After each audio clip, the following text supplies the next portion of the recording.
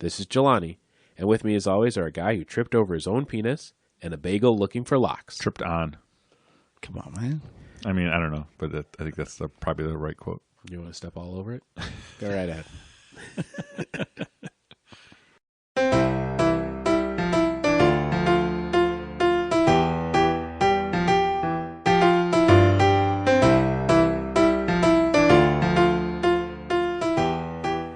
Welcome to our Film Fathers Podcast, the definitive podcast about fatherhood, film, and fatherhood in film. This is Jelani, and with me as always are a guy who tripped on his own penis and a bagel looking for locks, Martin and Brady. Great. I mean, I've always seen this as a collision that erupts from every screen in America, a prism that captures the light of an emerging generation. I mean, Lauren, 90 minutes of live television by a group of 20-year-olds who've never made anything? Do you ever stop and wonder why they said yes? A counterculture show starring total unknowns with zero narrative and even less structure? They want you to fail. This week, we're talking about a fresh take on an old favorite, Saturday Night, the new movie inspired by one of the most iconic comedy institutions of all time, Saturday Night Live. For nearly 5 decades, SNL has been the launchpad for some of the biggest names in comedy, shaping pop culture and bringing us unforgettable sketches, characters, and catchphrases. This movie, however, focuses on the first night of the first ever show, with legends like John Belushi, Gilda Radner, Dan Aykroyd, and Chevy Chase, as well as the mastermind himself, Lorne Michaels. From start to finish, has there ever been a more chaotic movie? Maybe Uncut Gems, but yeah, this is pretty chaotic. It was good.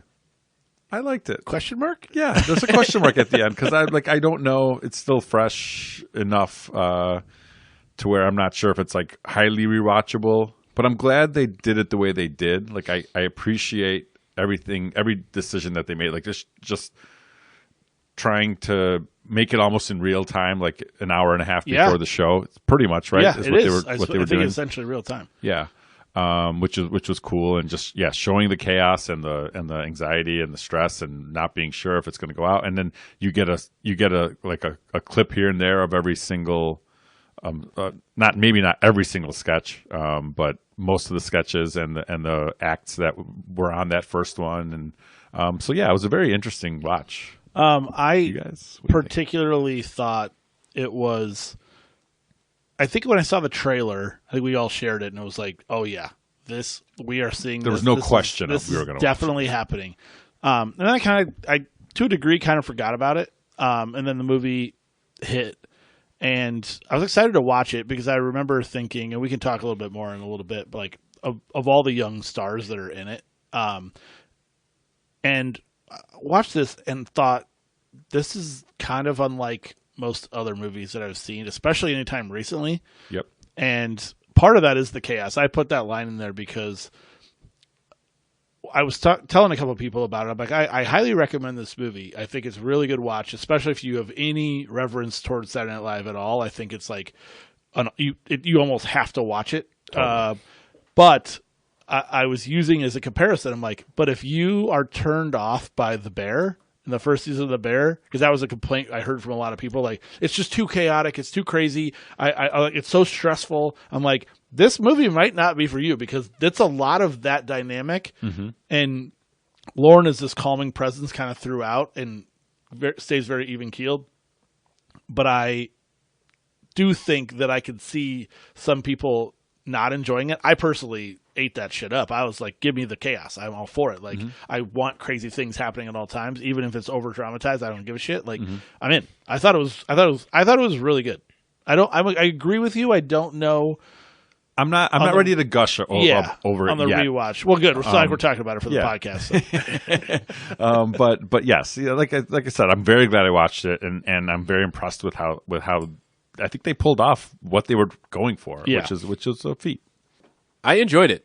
A lot. So I was like, I didn't watch it. Did not see this one. So we're all like 70-80%. No.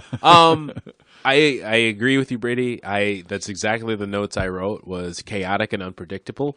But I think it gives you that appearance, or it gives you the feel of what it is to run a live show for the very first time, and not like we don't know what we're doing. We have a wall of ideas. We have ideas of ideas. Yeah. We have plans. Concepts of plans. We don't know what's going to Nicely happen. But yeah, and how he tried to pull it all together. I really enjoyed it. I was glued to it. That's why I don't have many notes, because I was engaged with what was going on. That's true too. I wasn't thinking about this discussion after. I was just like trying to catch up and keep up with everything. If I wasn't going locked in on trying to get quotes from it, I would have. And at some point, I think I stopped trying after like 30 minutes. I'm like, I gotta just gotta dial get me in it. Did you guys watch the first episode afterwards? It's available on something. I did not, and Hulu now or- I'm not I happy did. with myself. yeah, I watched wish it. I had. It's almost like you could have told us that it was available, but I probably should have. That's okay. Instead, it's just me watching it, telling you guys about it. I don't know. I thought the movie was probably better. There was. I'm sure. Look, it's got to be flawed. Yeah, I mean, it was very flawed. I thought George Carlin actually was probably the highlight for me In the first of the episode? actual episode. Yeah, I think George Carlin's pretty good. And Speaking of, what? well, Matthew Reese. Yeah, Out of George nowhere, Carlin? playing George Carlin. I'll be honest. I don't know who I thought was going to play George Carlin, but I don't know that I would have thought he was. I wouldn't have pegged it. And There you were- know I'm a fan Yes. from the Americans. from the but, Americans, yeah. and I actually think he did fine. I mean, Yeah. it was definitely Yeah, it not was a knock believable. on him by any means. It was almost weird to see someone who I knew. For whatever reason, it was like, well, who? No one's playing George Carlin. Like, Yeah. can't be done. And what's his But he name did. from Succession? Oh yeah, he played the two Why roles. did he play two roles? Because somebody dropped out Jim Henson. Okay. at the last minute. I'll interesting. see if I still have that handy. I didn't. Oh, I did have it. Sorry, really quick. Benny Safdie was Oh. originally cast as Andy Speaking Kaufman. of Uncut Gems, Yes, but had to drop out due to scheduling conflicts, whatever the fuck that means. But so Nicholas Braun is Yeah, who you're that's- referencing. yeah. He played both Coffin and Jim Henson, and honestly, I thought he did. I couldn't have told you that. I didn't Oh, you didn't realize know that? Did not know that. I think he would have. He was originally probably Kaufman, right? No, he Oh, was he was Henson. originally Henson. Safdie Okay. was Kaufman. I could see Safdie as Kaufman too. So I especially consider, because I agree with you. I think if you were going to go back and be like, he kind of did a really good Kaufman. Yeah. So I think he actually did. That was fine. Yeah, it was fine. But that was the reason behind it. Okay. It is weird if you, outside of Jelani, if you notice that one actor played two different roles, then it is kind of a random thing that he would Yeah, be it's doing like that. you knew there had to be a reason. I didn't recognize the head writer. The From girl, Rachel's. No, not her, but the guy who, Oh, I know who who you're was the head talking writer about. of SNL, the one who was saying like, "Oh, I gave Henson the pages," and the Yeah. snarky one. It's oh my god, I'm looking because Not the actor, but just like I'm not familiar with that person. Like, what as you're watching the show, you can recognize characters. Like, you can see the person who's playing Billy Crystal. That's Billy Crystal, right? Yeah. You can see the person who's playing Chevy Chase. Like, that's Chevy Chase.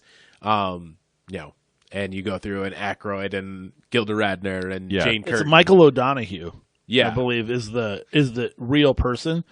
Tommy Dewey, Yeah, Donahue here. but he's saying the person, Yeah. Michael Donahue, not the Yeah, actor. the person Michael Donahue. And I agree with you. I don't know him, but he was funny. Yeah, he was very like I particularly enjoyed him, if I'm being honest. very snarky, very like I'll do what I'm doing, and then just like all of the things that they went through and that they're trying to get on the air and trying to get through like the censors and stuff like that, where they're talking That about like was the very golden funny. shower. That was Amazing. great. You're just like, oh yeah, it's a yoga thing. And I think all of those are what it wasn't hard to envision this being a really good representation of like how much like shenanigans and buffoonery were going on, and like like that type of shit, that they are just young, dumb, drugged up, having a blast, and Yeah. like just trying to be as funny as they possibly can and not giving a shit who cares, and then having to deal with like an NBC censor person and trying to explain their way out of sexually amped up jokes. They had the fake commercials in the first episode ever, which is kind of a funny thing that Yeah. that they've continued on through the years, and like the shorts maybe weren't quite as good as they got to be in later years, but you all the the basic bones of Saturday Night Live are, were there in that first episode. And yeah, it is still amazing to me that it's lasted as long as it has. Oh my God, for sure. And that they did make it at all. Like, I obviously, like we said, it's dramatized, and I don't know how close they were to pulling the plug, a minute before they were supposed to go on air. Probably not that close, but yeah, you imagine that there was some type of reason, like they were trying to, it's a negotiating play. Yeah, negotiating. Yeah. And it's not hard to believe that they did well running reruns. Like that checks out with, I think, a lot of what we've heard over years. And that was their main player, and they could run shit twice and still make money with advertising. And Lauren famously got fired a few years later, right? But then it suffered, and he came back and saved the show. And now the rest is in lore and history. I want to talk about Lauren because we recognize the actor who Gabriel played LaBelle. Yeah, and we know him from Shake Shack. Snack Shack. Shake Shack. I could you use see some him at Shake Shake Shack Shack? right now. Yeah, I saw him at Shake Shack. I said, "Hey, I loved your Snack Shack." Snack Shack. He was great, and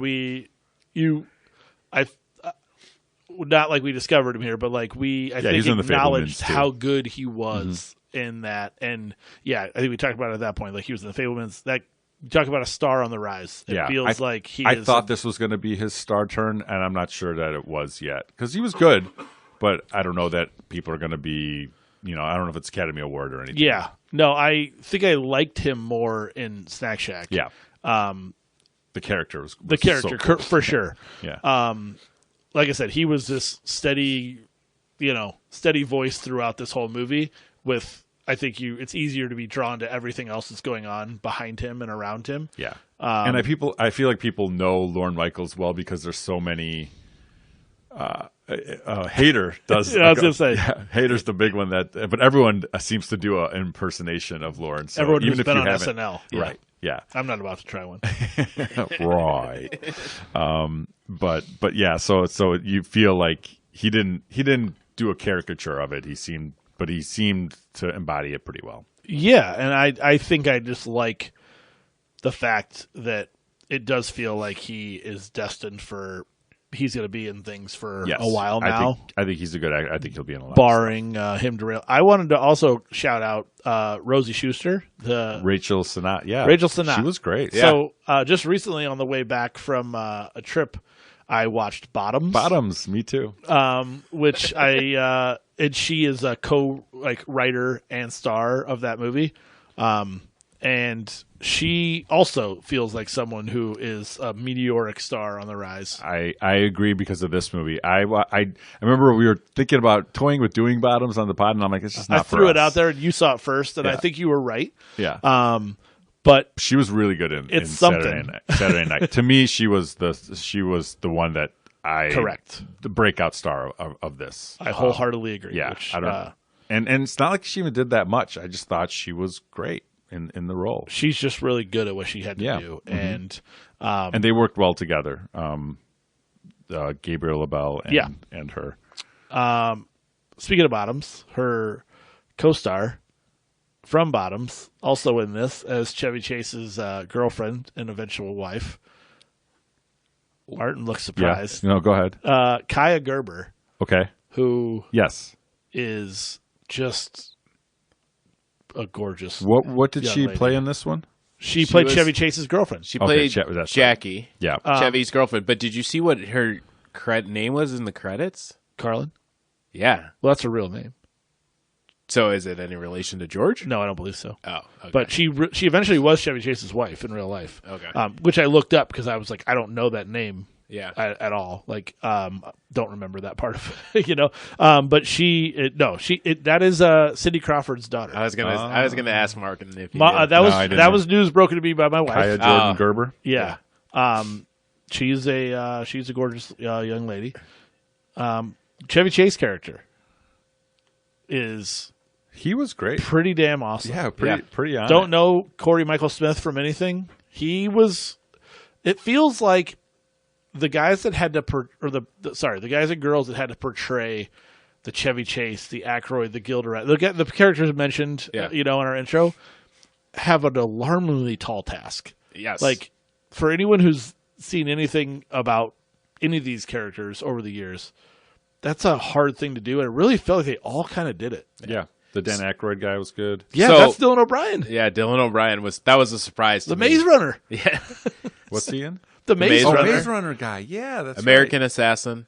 But Corey Michael Chase is the Riddler in the series Gotham with Justin Meany. Okay.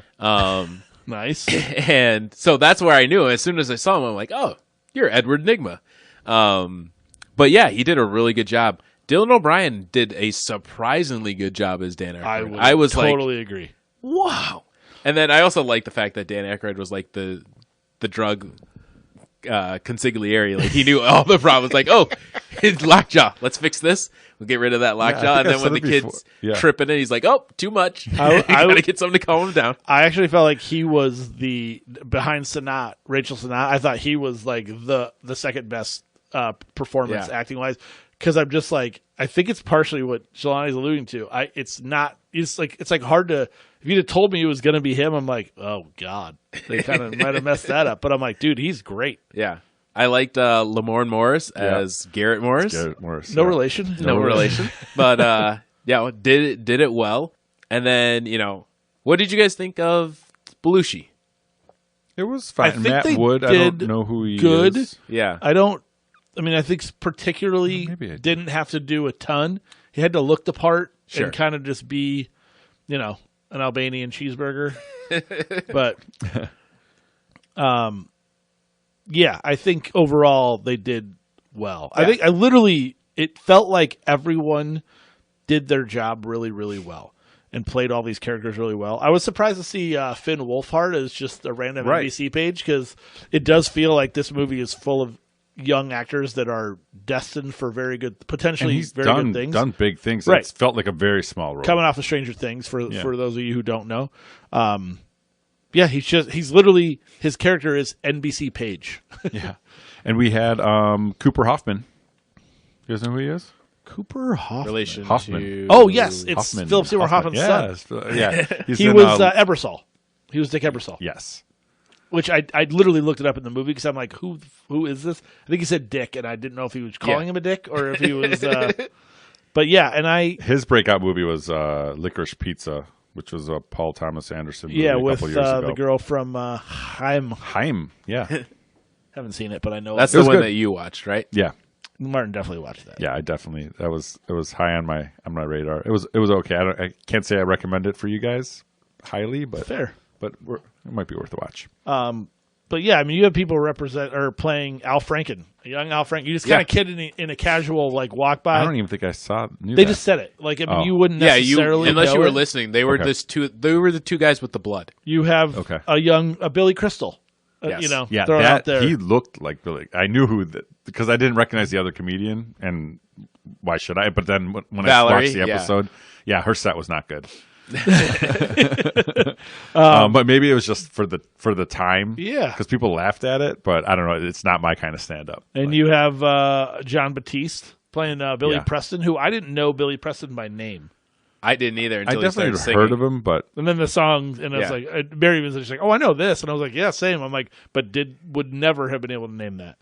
Paul Rust. Do you guys know him? It's Paul Schaefer. Yes. Well, I definitely knew who he was in the movie. Yeah, but I he didn't. looked just like him. Right? Funny, But I yeah. did not. It felt like it was like you're either Elton John or Paul Schaefer. That's awesome. My guy from weeks back from Batman, Robert Wool, makes an Back. appearance again. I was like, damn it, we can't escape Wool. I recognized it now, and now I knew who he was because we talked about him. Yeah. Wool, haven't seen Wool in a lifetime, but Now I've got all him of a sudden- twice in like a month. He's all over. He's everywhere. And then our boy J.K. Simmons is J.K. Simmons, is Milton Berle. Uncle Milty. Who knew Uncle Milty was packing some heat? I wonder if that was a thing. It I had think to have been. They it mentioned it is. twice. Yeah, Did you not? You No. guys don't know this? No. That's a- there were certain things I didn't keep up to. Oh no! It's just like it's widely known that he was like always. Whipping it out. Yeah, well, he was always holding. Like that was the thing that everybody in Hollywood says. Like if you hear any of the famous people talk about it, like yeah, he He had that thing. I mean, yeah. I mean, like I said, it was a focal point of his character twice. Sure was. And I mean, J.K. is great. I love J.K. Well, and I think that I feel like that added to it that like it was. And I like we we obviously to Chevy because you hear stories that Chevy Chase is just an ass. huge ass. So they probably did that on purpose. Yeah. Which, you know what? Well, and it was a little bit of a come to earth moment, right? Like he got the tap. Chevy got, know, and was riding real high. Yeah. And then come to find his girlfriend getting a show. Getting interested in Milton. Uncle Milty. Love it. So random. I don't know much about Milton Berle. I mean, I know of him, obviously, but my history of TV class. But have you guys seen shout out Matt Clara. Tracy. Nice. Have you guys seen Man on the Moon? The Andy Kaufman. I feel like I did. Milos I Forman, know exactly what movie Jim you're talking. Carrey. Yeah, Jim Carrey. But It's really good. I can't remember for sure if I saw it or if I'm now remembering the documentary about Jim Carrey where they highlighted a bunch of that. If you didn't see that documentary, it's a really crazy I have documentary. not. But yeah, no, Man on the Moon. And like how deep he was into like the It role. was a good. It was very because he did go like full method into Yeah. Andy Kaufman and that's where I first saw him do the Mighty Mouse thing. Which have you guys ever seen that skit before? Okay, Yeah. Which it is for whatever reason, and at the time you could probably see what that would be because it's just so different and Right. weird and. And like his presentation and You can't see it more than once because it's funny the first time and it's probably not funny again. But yeah, it's counterculture. It was so disarming too, considering the heightened tension in that room. Yeah, the way they did, the way they portrayed it in the movie was good. So that's what I'm saying. Like all that kind of stuff. Like they put in bits and clips from the show, from the live show into how they were doing the rehearsals, and I just thought that was cool. How accurate was the representation of the intro where Belushi is, I know that's a real scene. So where Belushi is essentially repeating what he's being told. It was exact. Yeah. And then Chevy, because I said Chevy was essentially the guy who announced the opening for like most of the first season. That was kind of his role. Yeah. And he did that. And I kind of I didn't know what was happening at first. And then that happened. And I was like, okay, got it. And it's so great to watch the what do they call the news segment? Weekend update. To just to think that see Lauren, the humble beginnings. When of Lauren it, was reading it in like rehearsal, I was like, wait, he did it? I was like, that is nuts. I was like, I had no idea about that. And then obviously you come to find out that like it never came to that. Yeah, they give it to Chevy and I'm Chevy Chase and you're not. Yeah, exactly. and it just makes sense. Yeah, it's just, Lauren's got the vision for putting it all together and knows what's good or not. But not necessarily in front of the camera. Right. Yeah, whether that's a wish or otherwise. But I just think I will rewatch this. I know you said you're like not sure on the rewatchable scale. Sure I think I will rewatch this. I think I probably think too highly of this to start than where it stands, but I actually thought it was really, really enjoyable. I think I heard some commentary outside of the pod here that that this was all essentially very orchestrated in terms of the 50th anniversary. That in terms of like this is more just like nonstop fluff for all that. I don't care. I think it's good. Yeah. I could see it getting like a lot of script attention. I think that's probably the and it's Jason Reitman I think wrote it too. Wrote and directed. Or co-wrote and directed. Sorry. I mean he's good. He's got a good he's oeuvre of movies. He did Juno. He was Up in high the Air for a minute and then he disappeared. Am I crazy?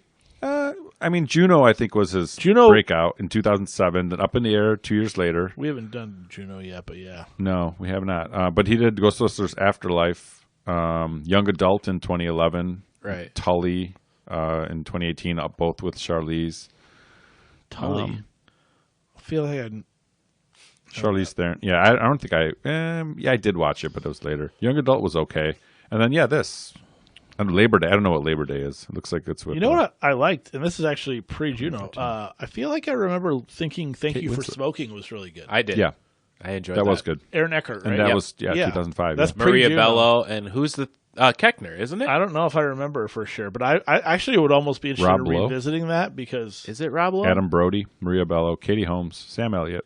I thought JK's Damn. in it. the big three were Keckner, Aaron Eckhart, and Maria Bello. They were like the think he's three looking at lobbyists. I don't see Keckner's in there. Yeah, you're right. He's way down. But well, that's interesting. I also, in looking at that, Reitman directed an episode of Saturday Night Live in 2008. is you sure it's not Ivan? No, He's looking it's at right Jason. after Juno. All right, gotcha. Now maybe it was, Do you think that helped though? Like him, with his dad being Probably. as well known and with Dan Aykroyd. Yeah, I'm sure he grew up Right, around grew up all of around it. So yeah, and maybe that was part of the care of like trusting him to handle right. how important it is to make this. But yeah, I think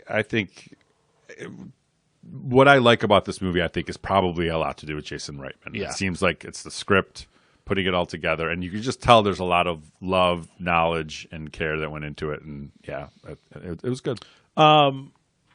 So I wanted to talk a minute about the establishment that is Saturday Night Live, because for me, and I think both of you, like a focal point of our growing up and comedy chops and everything that goes along with that is driven by Saturday Night Live. Yeah, I mean, and how many times have we said it's not as good anymore? It's fallen off. Yeah. I've said that probably 10 times in the last 30 years.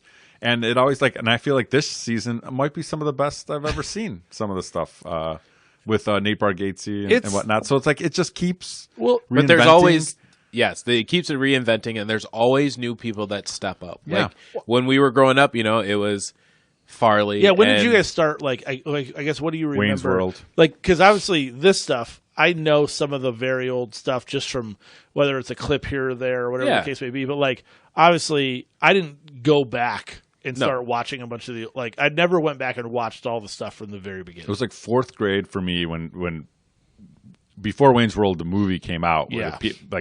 there were kids, older kids, like my sister's age, 3 years older, who are all about Saturday Night Live, and I was like, oh, I should watch it. And Yeah. I remember watching it then, and And- yeah, so it was Mike Myers, Mike Myers, Chris Carvey. Farley, Dana Carvey, Adam Phil Hartman. Sandler, Phil Hartman. Dude, Phil Hartman is, and I mean, it's been Lothar told, of the Hill People.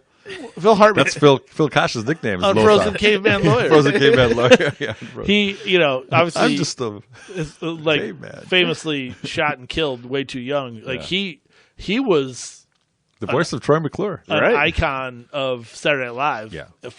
And would have for sure have been gone down as such. But like everyone, and I say that knowing like every one of us loved Chris Farley. Like that's Oh my- it's I like mean- the afterthought. Like that all was a little bit later, I think, from when I started watching. But Chris Farley was amazing in Yeah. everything. I mean, there's no- you can't look at him and not laugh.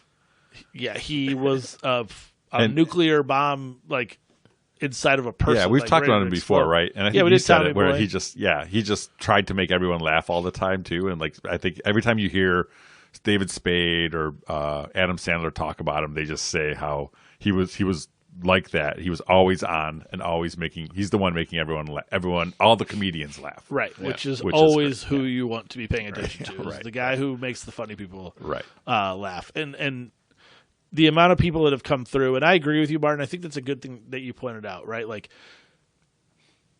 how many times you, me, Jelani, and everyone else have said, "Oh, this season, Yeah, it's it's not just not really good." not good." It's never going to be the same. And part of that, like, I just think that's part of what the show is. Yeah. They're gonna miss. Yeah. They will miss sometimes for stretches. Sometimes it pisses me off when they miss. But I'm they like, all- how is this the best they have? Yeah, and it's like it's just. I think it speaks to how hard it is It's got to be to really put hard on that show in a week. and make it funny every week. all the time, and like without dipping into the same well over and over again, which they do occasionally. But like they're trying to mix it up. They're trying not to be like repetitive, and I think they do a really good job of that and have for a long time. I almost wonder if there's a hard and fast rule like we are not dipping into this well over and over again. Yeah, I'm glad they stopped with the Muppets. Well, that was not the Muppet skit was not. Well, good. you saw it. I mean, we didn't watch. You guys that. didn't watch it. No. You didn't tell us about it. It was not good. It's just I don't get it. I didn't get it at all. It wasn't. Well, the funny. writers agreed with you based off what I saw in this movie. They were not down with working with the Muppets. Have you seen Avenue Q? I have actually. Yeah. So that's John Q. So It's like a Dirty Sesame Street play on Broadway. on Broadway. Though it's just funny A 'cause musical or whatever. when you said the Muppet thing didn't work, I was like, that one works. Yeah, it could have worked if it was, but it was Jim Henson who clearly Cared Didn't want it. about the cared. Muppets. Yeah, he too. wanted Yeah, it to be. Yeah, he's it was a little dreamier. Yeah. Didn't want it to be dragged through the dirt. Yeah. But I think again to what you were saying, Brady, and we've talked about it. Like there are cycles, right? And there's cycles of, hey, this crew works well and you love it at one point. But like, as we got older, the same jokes that Adam Sandler was doing didn't fly for us as we were getting into college. And that's when like Bill Hader and I think before that, Will Ferrell, and Will Ferrell and Chris Kattan and all those Sherry guys. But the Terry, one thing come that's on. always been there, Kenan Thompson. Always. He was there with Eddie Murphy. There was a Family Guy episode where they did like 20 years in the future or something like that, and then they had like the cast and it was just all these weird people, and they were like, and Kenan Thompson. But again, that speaks to And you know what? I'm in. the ability because for he's great. the ability for some people to just stick with it, right, and continue to evolve, and that's what I think the show has done. The show has continued to evolve and find what's relevant, find what's new, and like we said, like now you can pull in somebody like Nate Bargatze, or you have Marcelo Hernandez, who Marcelo's he's thriving. he's phenomenal, And they on find those, the Kate McKinnons, Yes. like Marcelo's having as well. When you've had Sudeikis come out of there, like you've had, so with all this time and all these comments of, this is not really, dude, it's never not been on my DVR. Yes. It is always being recorded, and every Saturday I am pretty much going to watch up through Weekend Update, Right. And I'm going to give it that, and that's my determination. I actually rarely get past that. So if there's like a Dynamite, it's rare, but if there's a Dynamite sketch after a Weekend Update, I probably didn't see it because it's inside that finite window, Right. And it's like, all right, this is where you got me. I will watch.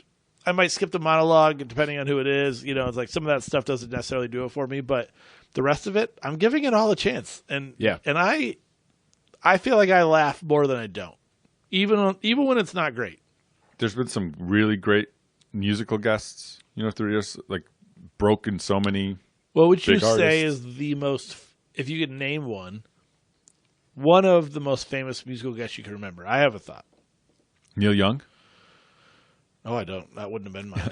I think it was Neil Young doing "Keep on Rocking" in the Free World. I only said that because I know you're a big fan. No, I know, and I knew that you were pandering to me. Yeah, I'm pandering to you. But and one of the ones I know, It's not like I put you my on the favorite spot. band, The Replacements, because they're famously What's got your kicked- favorite band? It's one of, Oh, but like one of like two or three. I don't think I would have answered incorrectly if I was asked. You guys don't know me at all. But they famously got banned for life from SNL because they trashed the room and Really? he swore on air, and they're just known as being, I have drunken. two, but Jelani, do you have any thoughts on that? So my favorite musical. Well, just I guess what of the favorite, most memorable, whatever you want to call it. So my favorite was Bruno Mars. I remember watching him on Saturday Night Live. Interesting. And thought he crushed it. Him and his band. This was years ago, or This was a while ago. Just because he and his performance made it look like he was just having so much fun. His band was having fun. Everybody was just having a good time. And I was like, that's amazing. That's the way to make a performance go. The other one that sticks out in my head is the Sinead O'Connor. That's where I was going. Yeah, with where it. I she was like, ripped that's up where the I feel picture like of potentially for one sure. of the most famous. Yeah. And also banned for life, I think. so it was that, and the second one is Ashley Simpson. Yes. The lip What syncing. Famously lip synced, I and don't it was think I like saw that. very blatantly obvious, like Yeah. laughing while her songs happening. Like it was just it became a massive thing, and I think is commonplace. Yes, it's very commonplace. And it's like everyone gets that, but she just messed it up so badly that it couldn't be ignored. Yeah. But yeah, Sinead was always the That's right. That's the right answer. As we were younger, I felt like to me was the one that is like holy shit. But it was guys like, and it was want on Saturday Night Live. It's like and then the new one for the new kids is the meme. It's The Weeknd, where Daniel Craig's hosting and he introduces The Weeknd. Well, there's a Twitter thread. X thread where it's every Friday. Yep, It's ladies and gentlemen, it's The Weeknd. The Weeknd. By the way, Rolling Stone has a list of the top 50, and guess what number 2 is? Neil Young. Sinead O'Connor. The Replacements. Oh, wait. So what's number 1? Number 1, David Bowie, The Man Who Sold the World. Very nice, very nice. Yeah, 1970s. Wait, isn't that Nirvana? Yeah, it was 1979 with host Martin Wait, what's Sheen. the headline of this list? Best performances? 50 best performances. Because Sinead and Nash are obviously never going to be on there for best performance. Well, right. yeah. That was more for what I was going. Maybe it most says memorable. Let's see what it is. 50 best Saturday Night Live musical performances. I think you're probably looking at quality Yeah. at that point. I would say quantity. I remember Taylor Swift. Can you give me like when top she, 10 or something? Because I'm curious now. Yeah, I will. But I was going to say Taylor Swift as well, and she's somewhere in here. Yeah, I don't. Because she's used her whole time to do the 10-minute the version. 10-minute version of All Too Well. I thought it was great, dude. That was my intro to that, great. and I love that song to this day. So good. All right, I'm glad you agree. Let's do top 10. I'll remember Tribe Called Quest was on after the election. God, David I didn't even. Chappelle- I or swear Dave I didn't Chappelle. look at this before, but number 10 is Neil Young, "Rockin' in the Free World." Dude, Mark, look. The thing is, anyone who knows you knows that there's no reason to even doubt that about you. You're dialed in. Jack White, "Ball and Biscuit," number 9. Pass. 8, Rage Against the Machine, "Bulls on Parade." I think I vaguely remember that. Yeah, it's Tom Morello with his shirt off. I think I That's might what I remember it too. Kendrick Lamar, "I," number 7. Don't remember. Patti Smith group Gloria, that I do remember seeing a performance of her doing that really well. Radiohead, the national anthem, number 5. 4 is Prince, "Party Up." 3 Is that the DMX song? Elvis Costello, Radio. I do like that song. It's interesting. I don't know the one of the ones I performance. remember. And then You've and done one. one of the ones I remember in the not too recent history, being kind of was Halsey when she was first Yes. on. It was a really amazing I do performance. remember that too. One, because I was like kind of just really struck by her. Yeah. But 2, because it was just everything worked. Like the song worked, like the art. She was like everything worked entirely, and I was like, dude, this is like I had heard the song, but this like took it to a new level for me. I think Pearl Jam "Alive," number 14. Dude, I almost said Pearl. That was and then actually 13 is Taylor Swift, "All Too Well." I think it's great when you when they're able to find people who are that multi-talented, right? That can do not only the music, but they can also host and then be in sketches. And they do that a lot more now. I think. now, right? But like just having that capability, right?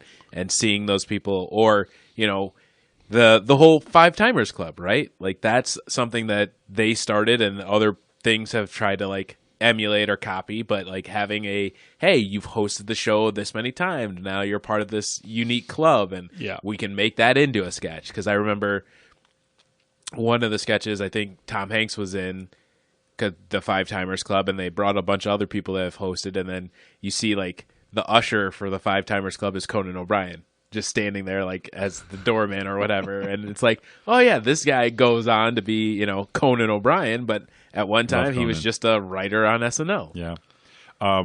Single Ladies, Beyonce, number 33. But is that the performance? It's the with sketch? Timberlake. Yeah, when they did the sketch. But it wasn't. She didn't perform it as well. I don't think they danced. I thought that was the whole sketch. Okay. They were the dancers that came in. Yeah, but it's with Sandberg. Sandberg, Timberlake, and Moynihan. Yeah. That's great. I wish it was Christmas today. Oh yeah, that's a the snow falling just over the top. I just remember with your Tracy boy Morgan Horatio, damn right, and Tracy Tracy Morgan just doing this little shuffle. So fucking I funny. still have a Cracks me picture that Brady sent me when he was on the road of him and Horatio Sands in an elevator in Hollywood. I read literally on an elevator. The door opens. Horatio Sands gets out. I'm like, can I get a picture? was so He's like, random. "Yep." You're trapped with me in an elevator. We went, and Martin and I and Matt and Tracy went and saw Tracy Morgan at Caroline's Comedy Caroline's, Club that's in New York City. Was that He was so high. 02 or 03? Yeah, I think it was like 02. Yeah, right around there. Early aughts. Early aughts for sure.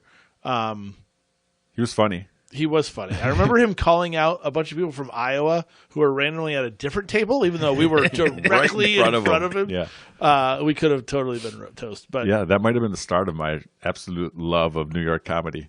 that was great. That was great.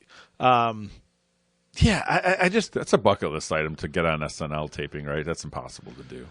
Yeah, I think it is really, really hard, or you have to essentially slog through the whole like auction, wait in line process. Yeah. It's like I don't even know where you draw the line of what's worth it. It's way smaller, I think, than people realize. I think too. we're past the point of wanting to do any of the effort that goes into Right. it.